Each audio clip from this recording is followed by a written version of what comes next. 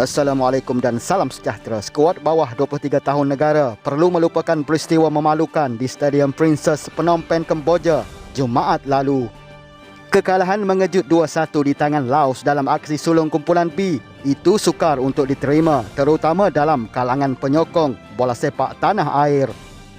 Justeru Harimau Muda perlu bangkit dengan permainan yang lebih kemas untuk merobek gawang Laos apabila kedua-dua pasukan itu sekali lagi akan bertembung dalam aksi terakhir kumpulan B hari ini.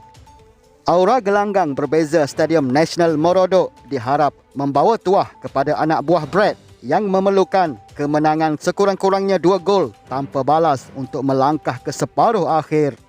Bagaimanapun, skuad negara tidak boleh mengharapkan sepenuhnya kepada tuah gelanggang kerana perkara paling utama dalam bola sepak adalah Malone perlu membentuk pencaturan terbaik bagi memastikan skuadnya tidak ditunjukkan jalan keluar oleh Laos.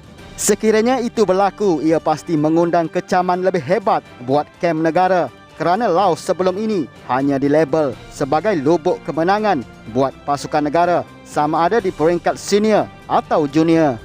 Cukuplah dengan skuad senior Harimau Malaya berdepan kekecewaan apabila terpaksa balik awal dari Piala AFF 2020 sebelum ini, dan nasib sama perlu dielak skuad muda negara di Kemboja. Tiada yang mustahil untuk skuad negara menundukkan Laos dan melangkah ke separuh akhir selaku juara kumpulan dengan syarat Harimau Muda perlu mengaum lebih garang berbanding aksi pertama sebelum ini. Barisan penggempur skuad bawah 23 tahun negara dikerah untuk tampil lebih tajam dalam aksi hidup dan mati kumpulan B menentang Laos di Stadium Nasional Morodok di Phnom Penh, Kemboja malam ini.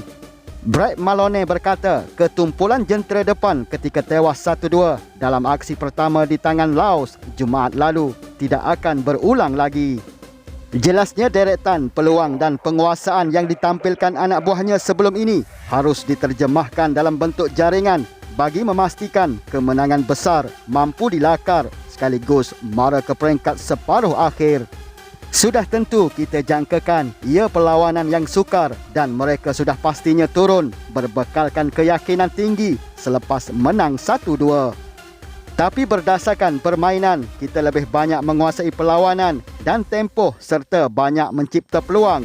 Malah saya sendiri melihat statistik perlawanan di mana kita menguasai 60-70% penguasaan bola sepanjang 90 minit aksi. Kita juga ada banyak peluang menerusi percubaan tepat ke arah gol. Tetapi masalah kita adalah untuk menterjemahkan ia kepada jaringan. Jadi berdasarkan itu, kita perlu bijak memanfaatkan peluang di depan gawang untuk mendapatkan keputusan yang lebih positif. Katanya pada sidang media secara maya hari ini.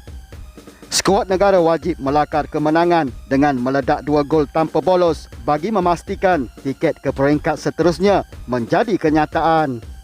Ayo Harimau Muda, kalahkan Laos malam ini.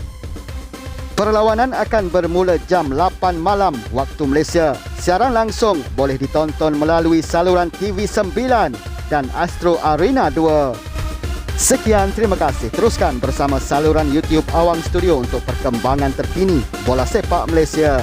Jumpa lagi di video akan datang. Salam hormat dan Assalamualaikum.